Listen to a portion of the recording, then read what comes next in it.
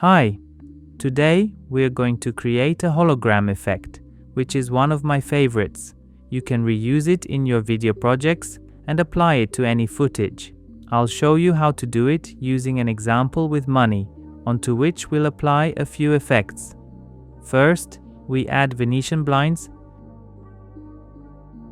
then Turbulent Displace, and finally Drop Shadow. In the first effect, set transition completion to 45%, direction to 90 width to 7.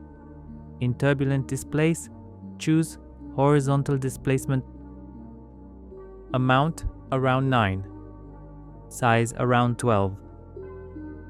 Next, go to Evolution Options and create an expression for random seed.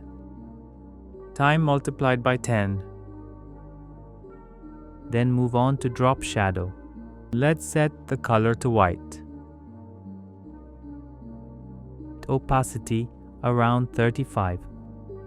Softness 300. Finally, we add the deep glow effect. Set radius to 150. We can set this parameter depending on the image. Exposure will also adjust as desired. You can select all these effects and save them as a preset, so you can easily use them whenever you want.